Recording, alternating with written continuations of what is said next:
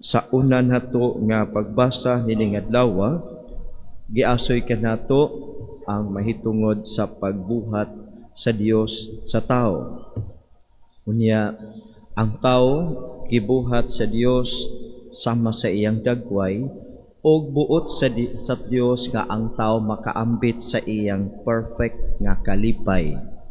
Usa gibutang niya ang tao diya sa tanaman sa usa ka harden nga it is the physical description of paradise, physical description of heaven.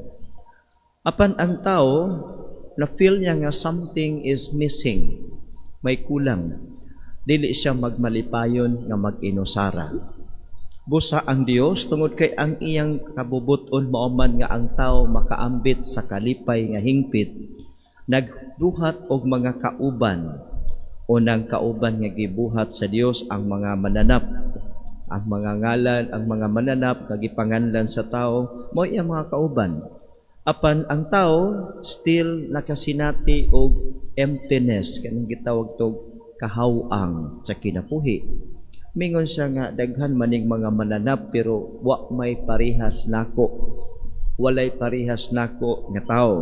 Busa ang Dios iya na usab nga gipakatulog ang tao o gikuhaan niya og usa ka gusok o kini gihimo niyang usa ka babay o kini gihatag niya ngadto sa lalaki o miingon ang lalaki ni ara gayud ang angay kanako sama kanako bukog sa akong bukog unod gikan sa akong unod babay ang itawag kaniya kay gikuha man siya gikan sa lalaki.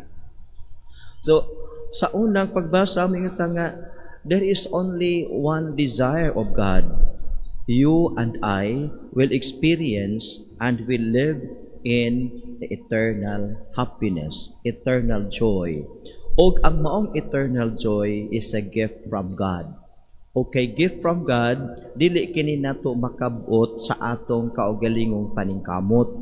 Mo man nga, to seal this plan for eternal joy, ang tao nahulog man sa sala apan ang amahan mipadala sa iyang anak aron ibalik kita ngadto sa eternal joy o gisilyuhan kini sa dugo ni Kristo diha sa iyang kamatayon sa krus.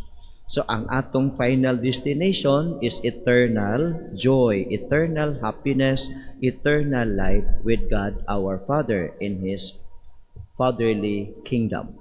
Now, kung mao kini ang atong padulong didto o kung saan man nato nga makakabuot kita niining maong eternal joy, kinahanglan nga kita magmasinugtanon sa kabubuton sa atong amahan. Kay ang kabubuton sa Dios is our guide to where we are going to go.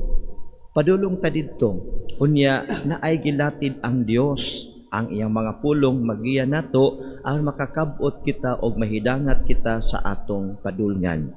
Kay ang tao kung without the guidance of the Word of God, ang tao magpataka ra man gyud ta og kuan, what is good for me? Sige ana.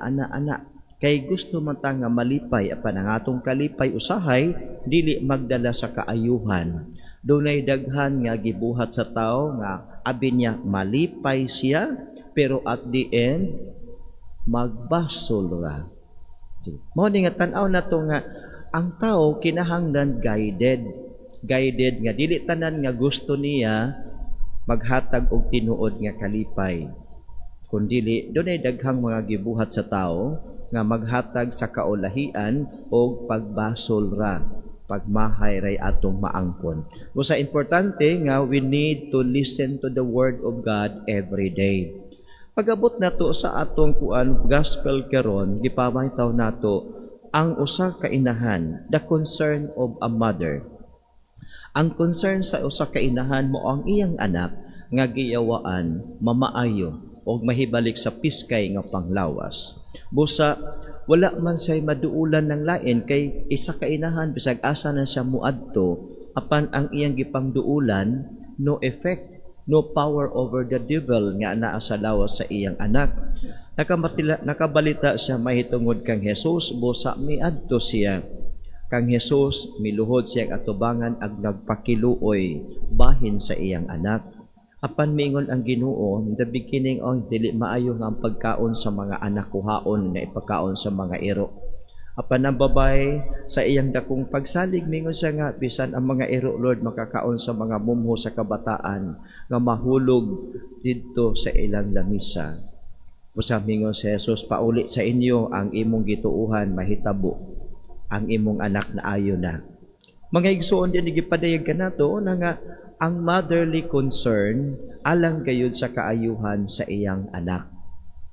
Unya kining maong babay dili man sakop sa gitawag nga chosen people of God. A Syrophoenician woman usa ka langyaw.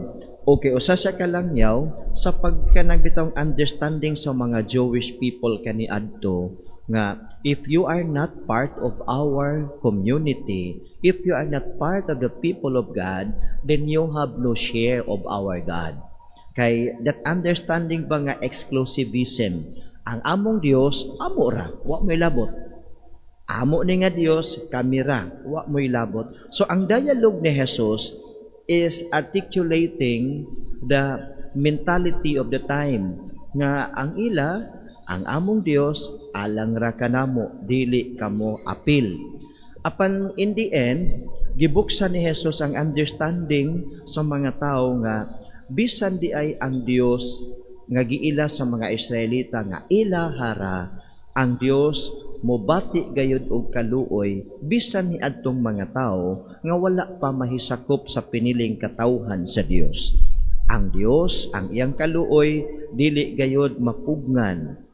Ang iyang kaluoy mutubod gayud ngadto sa mga tao nga modangup kaniya uban ang dakong pagtuo sa iyang gahom. So mga igsuon, dinhi nga gospel gibuksan ni Jesus ang openness, openness of the understanding of the Jewish people to welcome those who do not belong to them. Kana mga Gentiles nga kaniadto do not belong, but now the Gentiles before isip nga mga hintil karon sakop na sa katilingban sa Dios. Mo man na ang tahas nga gihatag sa Ginoo sa simbahan. Panglakaw kamo sa tibuok kalibutan o kimo ang tanang mga tao nga akong mga tinun-an. So the church continued the mandate of the Lord until now nga himuon ang tanang tao sa tibuok kalibutan nga iyang mga tinun-an. And these people now belong to the chosen people of God. Kung mao kini mga igsuon atong ingnon nga mamalandong kita ang Dios alang sa tanan. Dili lang kay alang nimo, dili lang kay alang ranako, kundi ang Dios alang natong tanan. Ang iyang kaluwasan ug ang iyang mga grasya alang kanatong tanan. O kining mga grasya nga nasinati nato adunay purpose. Unsa may purpose ni ini? Aron nga kita madala paduol sa Ginoo. The more you experience the blessings of God, the more that you become closer to God. The more that you experience the power of God, the more that you believe in God. So, kung ito tanaw nga, tama ba nga itong direksyon? Tama. Apan doon na pwede dagang mga tao nga, even if they are so blessed by God, plentifully, even if they are so blessed by God in their lives, but they do not have faith in Him. So, mauna nga, andun ay duha ka direksyon. We experience every day the power, the grace of God, but because we do not realize, we treat God as ordinary. We treat God as medicine. Kung need lang nato o sa tamo sangpit. Apan para ka nato nga nitubo sa pagtuo, every day is a blessful day. And every day we recognize that God is the source of everything. And every day we come to God. Every day we pray to God. Every day we want to receive Jesus, our God, in the Holy Eucharist.